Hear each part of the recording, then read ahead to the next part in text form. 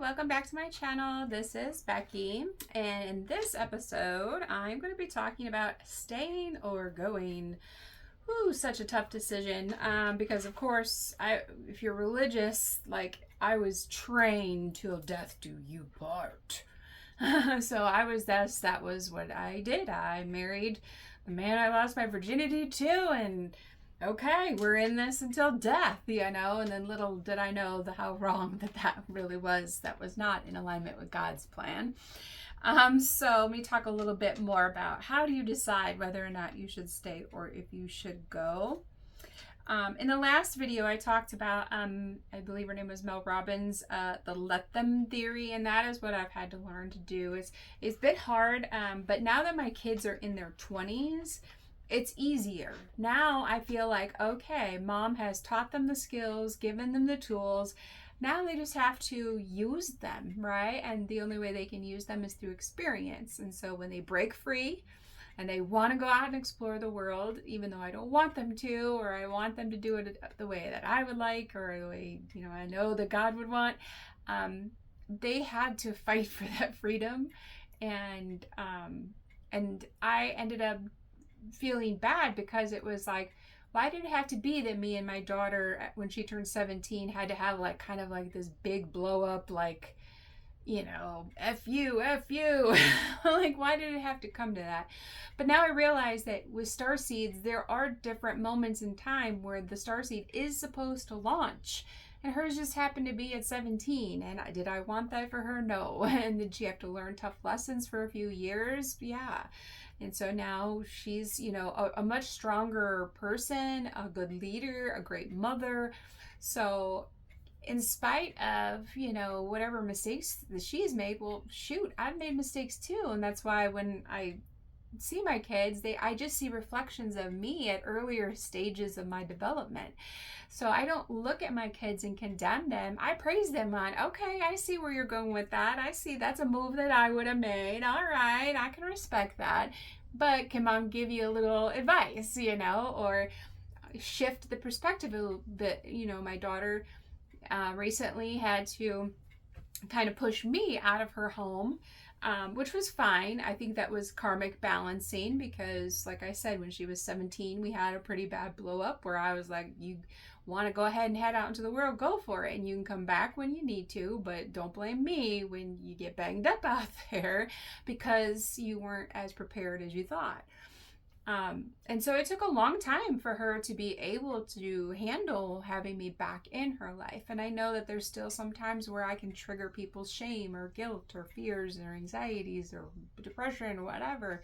Not that I intend to do that, but that's what my aura does. It's a filter to purify. It's to draw out the things that need to be addressed. And a lot of times people want to stuff those emotions. And so when she, kind of pushed me out of her home a few months ago, I totally understood it because she was having a tough mom moment with her own kids. And I saw her doing something that I did when she was a child, and that was, I'm going to take this garbage bag and throw away all your toys if you don't clean them up. And, I did the tyrant thing.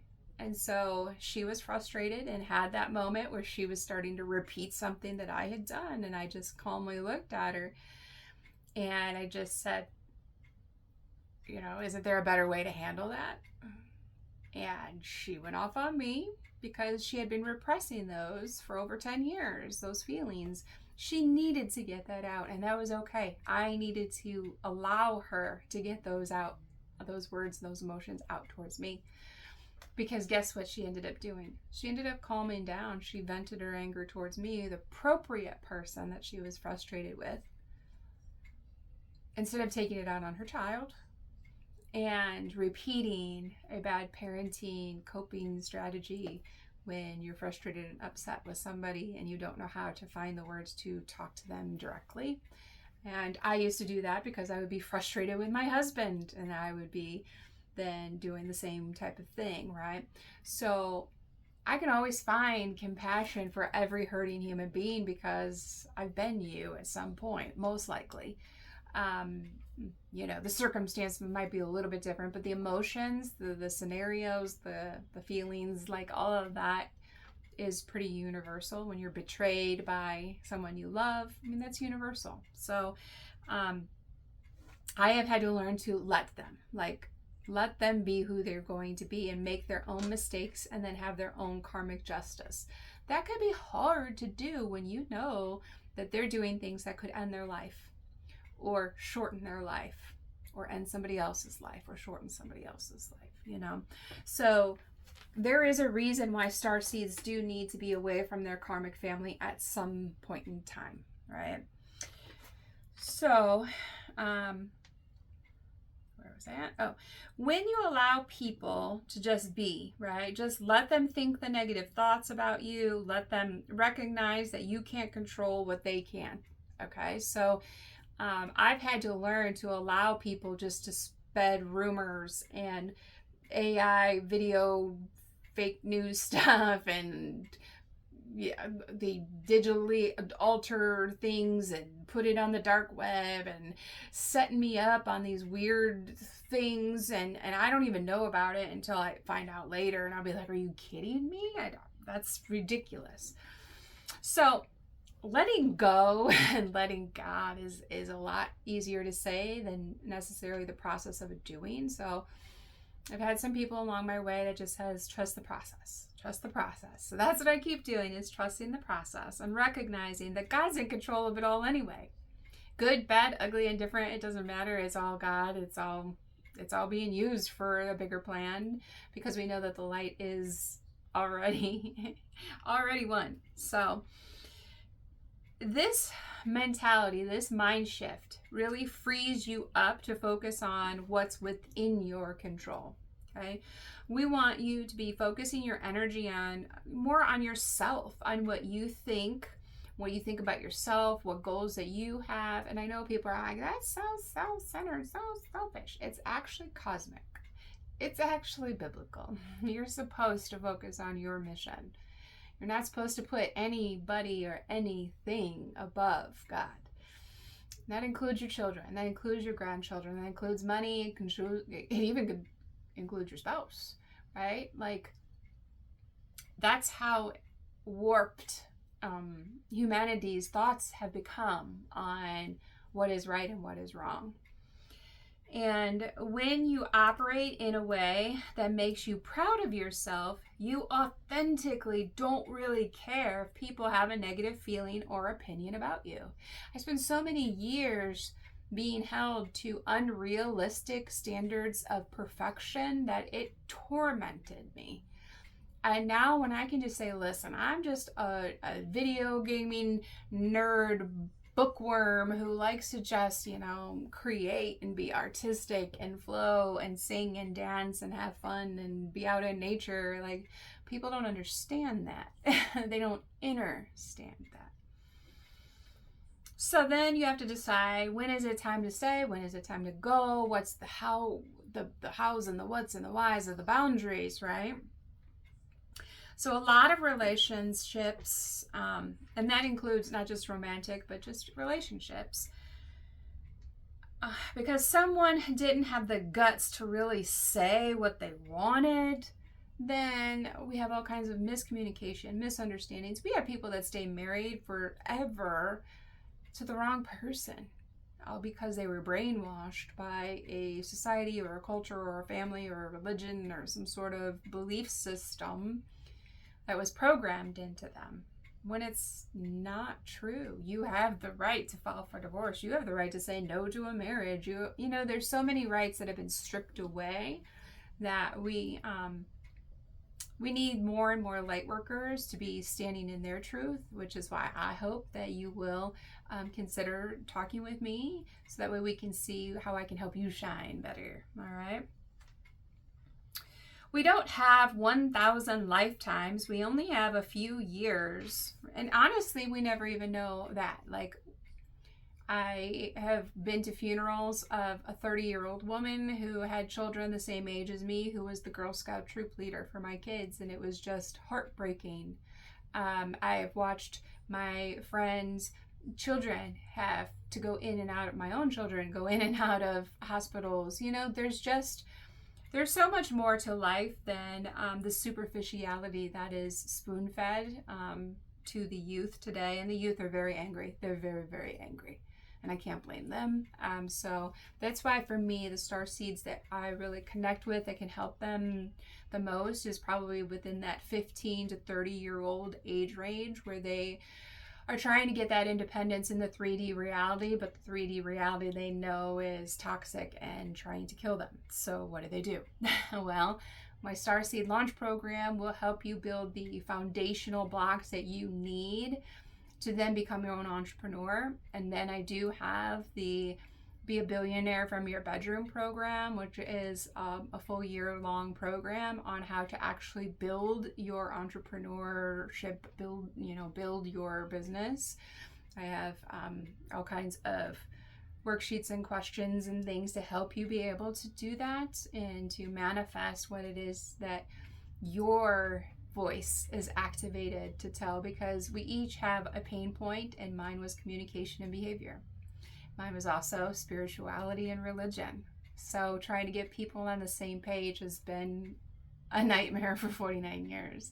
So I came up with my own 7 steps to getting on the same page blueprint, which then I created the courses for, and then that evolved into a 90-day complete family resolution mentorship program, which gives you more time with me to help you walk you through it a little bit more. And then I've had some people that need my hand for a couple of years, and so there's different packages for different needs, because I really do tailor everything specifically to the individuals. There is no one size fits all. So everything with me is tailor-made, which is, again, why it's not free. So I heard someone once quote Christopher Hitchens, who said, in life, you have to choose your regrets. You can't do everything. Oh, believe me, I got all kinds of ideas. And, I'm right now, I've been working on recertification for my yoga instructor, and then I'm like, okay, am I really going to ever actually teach somebody yoga? I don't know. But, you're always following the breadcrumbs that light you up and what brings you joy. And then in the end, all the pieces of the puzzle, that some of it you're not going to need, but some of it you will. So it's kind of like being on a quest in the video game where you're gathering up all the ingredients you need to make the soup, right? Or you're learning all the skills that you need for whatever trade it is. And so you don't want to die regretting not taking chances and not living a full, complete life where you got to live different types of experiences. So many people get locked into a one flat dimensional character, and then they just live that out. And then when they go to die and they realize, dang, I missed the magic. I could have had it all. And so I don't want people to miss out on that. So thank you, ancestors. Thank you, Holy Spirit. Thank you, God, for helping me be a voice for the voiceless. And that way we can bond together as a tribe and help each other in a world that we really don't belong in. Okay, so if you know that you're going to regret leaving this relationship now without a little more closure, fair enough. Sometimes it takes time. I really thought that I was going to be murdered when I left my husband. So that's why it took me 2 years of strategizing to make sure that my children were also safe. But there's going to be a time where the bigger regret is how long you stayed. And again, I gave 10 years to a man who was trying to kill me. Now, I had 3 beautiful babies by him, and I had always said I only want one husband, and I only want to be able to have babies with that one man. I'm not going to be having different baby daddies, and stuff like that. And my mother was a serial, I don't even call it dating, but she married up each time that she found somebody that was willing to marry her. And I didn't want to be like that. I would rather show my children what a strong, independent, confident, self-sufficient woman could do without a destructive family unit trying to constantly tear you down. Now, I had no idea about all the the nonsense that they were doing in the astral plane, and all the, paying my landlords to evict me without me realizing it. Just all kinds of weird stuff behind the scenes that I had no idea about, right? And you start to go, oh, well, no wonder my life was on hard mode. And now, if you go through each trial and tribulation and you work through it and you process it in the moment and let it go and you flow to the next thing, then eventually you complete the ascension process, and then all your gifts come in, right? And if I'm at a point where I'm considering leaving, no, I already read that one, sorry. Oh, if the idea of going all in makes you want to run and leave the room, then just go. And I do that even with, even when people want to be my friend, they think that I'm so harsh because I'll be like, I've already got enough friends. We can be acquaintances, because to be a friend means that you are part of my soul tribe and my inner circle. I will call people friends as a term of endearment, but friends are really the people that you can do life with on a day-to-day basis. They'd be someone that if I was sick, they'd be coming over and sitting with me and laughing with me, and while I'm all snotty on the couch, and they'd be bringing me chicken noodle soup. That's a friend. Getting to talk with really cool people online, sure, I'll call you my friend, but that's not really what a friend is. I'm more of a confidant, or, like a paid professional friend, I guess, because my energy is just so open, inviting, and welcome, and we just step right into a family vibe that everybody assumes that that's a unique thing to just them, like it's a special bond with just me.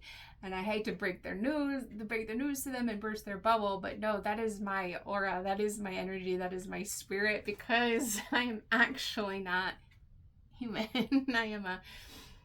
I'm a product of CIA and the government's experiments, okay? Back in the 1970s, they were able to do a lot of illegal stuff by paying off the people that were taking care of us, okay? And they got paid a lot of money to allow doctors to do a lot of stuff to you, and a lot of, people that you think were in the community were actually plants to do harmful things to you just to see how you respond. But the good news is that fear experiment is over, and humanity is purging out all of those dark entities. We're purging out all that, the gunk, so that way we can all have the ability to walk freely amongst each other without all the hostilities and the fighting and the tension and the angst and the murders and the... Now, do we still have a lot of purging to go? Absolutely, because we have a lot of hurt vessels that sold their soul to the devil. We also have a lot of vessels who have just completely given up and allowed entities and their ancestors. And not all our ancestors are of the love and the light, people. Okay, some of mine are pretty ghetto. Mine are hillbilly rednecks from the mountains with their shotguns. And actually, my grandfather, a funny story is that when he died, they did not embalm him. They gave him almost like a mummy type burial, and so they paid extra money for my grandfather's grave to have like this airtight sealed like vault type material put down in there, so that way when they put the casket in there, then it was supposed to like not deteriorate the body for like over 100 years or something. It was supposed to like preserve the body so it wouldn't decompose at a fast rate or a normal rate. And he was buried with his shotgun. So I'm telling you, my papa has got my back, and he is an old school rough guy who is like, yes, I was a Pentecostal preacher, but I also was surviving on my own during the Great Depression. So I've got some pretty cool badass warriors on my spirit team, and people will see me just kind of being all like girly and just having fun and doing my Palo Santos, and they'll attack thinking that I am just the perfect prey. Narcissists love me. And so my spirit team gets a hold of them, and then it's like because they suck the oxygen out of their little bubble. So we are completely free at this point. And if you still fear for safety, then definitely reach out to me and we can have a conversation. Because believe me, there's times where most of the time when I'm not doing things and I just have downtime and I'm listening to some tarot readers, or I'm listening to some online blogs, or I'm listening to an audiobook or something, believe me, I'm looking out my window and I'm scanning and I'm making sure that I'm still surveillancing. I'm still got my spidey senses going, and I can sense when someone is wanting to approach, and then I'm just like, Archangel Michael, please reinforce. All right, Archangel Gabriel, I need you up over here. Metatron, I need some water. Can somebody please, like on Hunger Games, where they can like send in like the little canteen of water, or send in some like little medicine. Yeah, that's where I feel like I am right now. I've already won the Hunger Games, but now it's the next level of the, what is it, the main city where she has to go. She won the game, and now she has to go into the city and like play the role of the champion. And that's kind of where I'm at. It's like, okay, I've ascended now. What do I do with that? And then God's like, okay, I'm going to move you to a location where they are going to debrief you on everything that's missing from your storyline that they've already had documented all these years, you know, and then we'll be able to move forward, put all the pieces to the puzzle together, and then I'll be able to move forward in the mission, because then I'll have the whole story of what exactly I'm supposed to be doing, how I'm supposed to be doing it, where I'm supposed to be doing it, because the 3D around me does not reflect my highest timeline. So I know things are still in the process of shifting and evolving and growing, and I'm just grateful that you're here along for the ride, and that we can, you know, have this time together to motivate each other to keep moving forward, to not give up, and to remember that the only thing to fear is fear itself. And what does fear stand for? Face everything and rise. I know some people will say face everything and run, but I put face everything and rise. So this is the grand rising of the Phoenix. So I am grateful that you're here, putting up with all my ums and my so's and my uhs and my as I try to like learn how to recalibrate my throat chakra for this new pathway that I am on. Before, I was silenced and put into cubicles and classrooms and isolated and so now I have to readjust my energies and reactivate gifts that I had blocked as a child. So thank you for being here and not giving up, and for being part of my tribe. I look forward to talking with you again in the next video. Have a great day.